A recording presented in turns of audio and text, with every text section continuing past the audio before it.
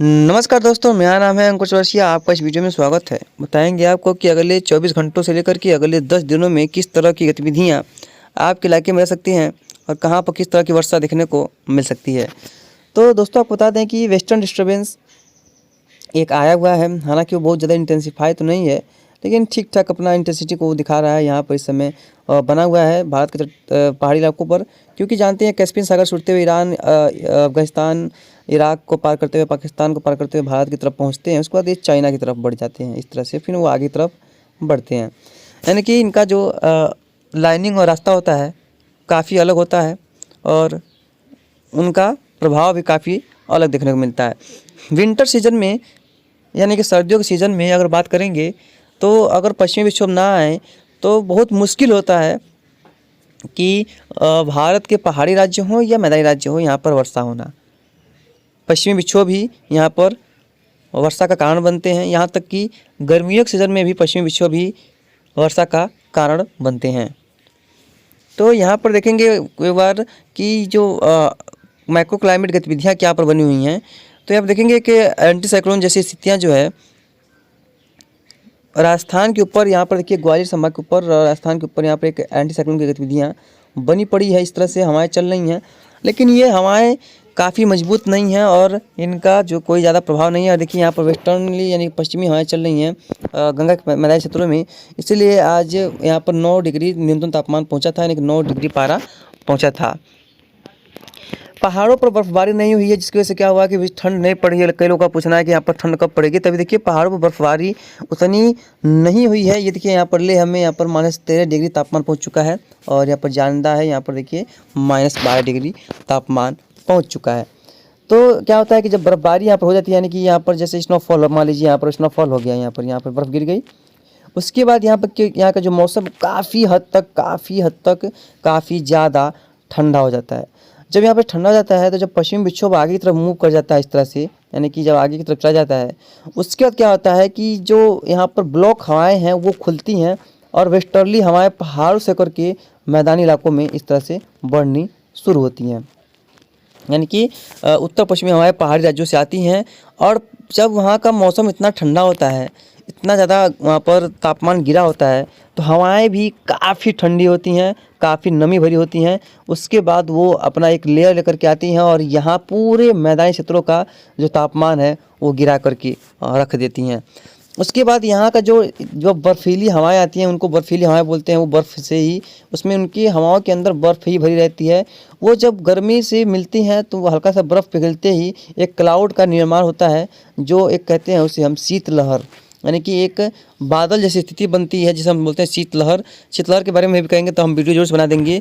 वो शीतलहर जो है पूरे दिन को ही ठंडा करके रख देती है और तापमान को 20 डिग्री से 5 डिग्री तक गिरा देने की उनके अंदर क्षमता होती है। यानी कि 15 डिग्री तापमान को वो एक साथ गिरा सकती हैं। इनके अंदर इतना क्षमता शीतलहर के अंदर होती है। बाकी एक ऐसे जब घनी वर्षा हो जाती है कई इलाकों में और नमी ज़्यादा हो जाती है तो घना कोहरा देखने को मिलता है, जिसे हम बोलते हैं फॉग।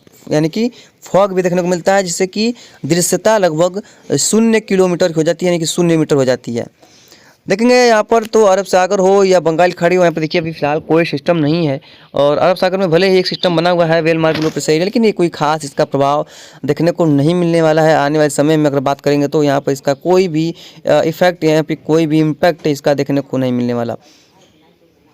देखेंगे 15 तारीख के आसपास, तो 15 तारीख के आसपास भी देखेंगे कोई प्रभाव देखने को नहीं मिलने वाला। मौसम लगभग शुष्क और साफ ही बने रहने की संभावना है। यहाँ पर देखिए सिस्टम खत्म और यहाँ पर well-marked low pressure area Sri Lanka के ऊपर है, जो यहाँ पर वर्षा देने में काफ़ी ज़्यादा अपना अहम भूमिका निभाएगा। 16 के आसपास भी देखिए लगभग सेम कंडीशंस ही बनी हुई है, कोई ज़्यादा बदलाव नहीं है। 17 के आसपास भी देखेंगे तो सेम कंडीशंस ही बनी हुई हैं, कोई बदलाव नहीं है। 18 के आसपास भी देखेंगे तो कोई बदलाव नहीं है, सेम कंडीशन है। 19 यहाँ तक कि 20 को भी देखिए अभी फिलहाल कोई सिस्टम नहीं है। 21 को भी कोई सिस्टम का बदलाव नहीं है। 22 को भी यहाँ पर कोई सिस्टम का बदलाव नहीं है। लेकिन एक जो है सिस्टम फिर से यहाँ पर अंडमान सागर की ओर से बंगाल खाड़ी की तरफ बढ़ता हुआ दिखाई पड़ रहा है, तो म्यांमार की तरफ से।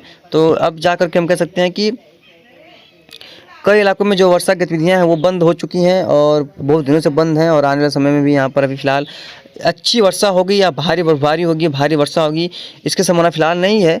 लेकिन बस ये कह सकते हैं कि अब आने वाले समय में मौसम शुष्क रहेगा, साफ़ रहेगा, लेकिन ठंड यानी कि ठंड का जो मतलब मौसम है वो भी ज़्यादा ठंडा अभी नहीं होने वाला। चलो भाई, अब क्लाउड का भी देख लेते हैं। तो इस समय देखेंगे जो क्लाउडिंग यानी कि बादलों का जो प्रभाव है, ये जो कलर वाइज देख पा होंगे, उतना ही कम तापमान है उन बादलों का जिसमें ये दिखाई पड़ रहा है। और आपको बता दें, जिन बादलों का जितना ही कम तापमान होता है वो बादल उतने ही ज़्यादा वर्षा देने में सक्षम होते हैं, क्योंकि बादलों में तापमान कम होता है यानी कि यहाँ पर पानी ज़्यादा है, और वो बादल का टॉप जो है यानी कि जो बादलों की मोटाई है वो ज़्यादा देखने को मिलती है। क्योंकि जब क्षोभ मंडल में आप सतह से लेकर के जब ऊपर की ओर बढ़ेंगे तो तापमान काफ़ी गिरता जाता है, और यहाँ पर बादलों का तापमान -80 डिग्री तक भी पहुँचता है, -90 डिग्री तक भी पहुँचता है। ये देख पाएंगे यहाँ पर, ये तमिलनाडु का पुडुचेरी केरला के क्षेत्र है। यहाँ पर कुछ इलाकों में हल्के बादल बने हुए हैं।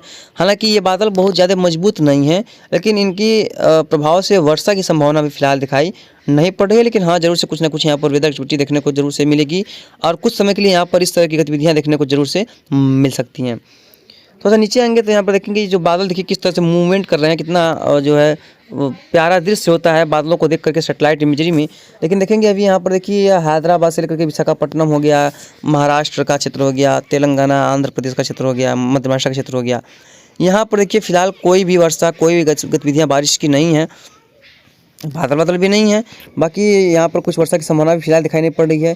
और ऊपर चलेंगे तो देखेंगे यहाँ पर जो उड़ीसा का क्षेत्र हो गया, जैसे कि उड़ीसा, छत्तीसगढ़ या एमपी का क्षेत्र, यहाँ पर देखिए कुछ क्लाउडिंग है, यानी कि बादल जो है वो दिखाई पड़ रहे हैं, और एक ट्रफ जैसी गतिविधियाँ देखिए बनी हुई है इस तरह से। यहाँ से लेकर गुजरात से लेकर के यहाँ पर जो पश्चिम बंगाल का क्षेत्र है, यहाँ पर देखिए सीधी तौर पर बादल पश्चिम दिशा से उत्तर जो पूर्व दिशा की ओर मूव कर रहे हैं, और धीरे धीरे आगे की तरफ बढ़ रहे हैं, जो यहाँ पर वर्षा देने में सक्षम नहीं होंगे। लेकिन ज़रूर से हम, जैसा कि हमने कल ही बताया था कि ये बूंदाबांदी देने में काफ़ी अहम भूमिका इसमें अदा करने वाले हैं, यानी कि अपना काफ़ी अहम भूमिका, काफ़ी अहम रोल इसमें निभाएंगे।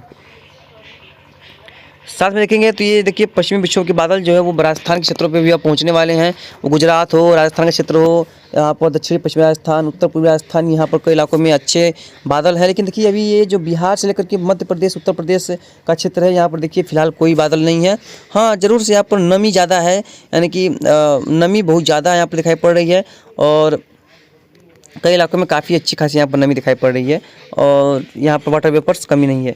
आपको एक बार और बता दें, देखिए ये जो हरे से यानी कि जो हरा कलर है इन क्लाउड का, वो जो 0 डिग्री से लेकर के -33 डिग्री तक यहाँ पर हरा क्लाउड दिखाई देगा, यानी कि 0 डिग्री से लेकर के 33 डिग्री तक हरा क्लाउड दिखाई देगा, और -33 से लेकर के -43 डिग्री तक जो बादल हैं वो येलो कलर के दिखाई देंगे, और जो 43 से लेकर के 53 डिग्री तक बादल हैं वो आपको ऑरेंज कलर के दिखाई देंगे, और जो 53 से कलर से लेकर के 63 तक हैं वो रेड और गुलाबी कलर दिखाई देंगे, और जो 63 से लेकर के 73 तक हैं वो हल्के आसमानी रंग के दिखाई देंगे, और बाकी गहरे नीले रंग के दिखाई देंगे।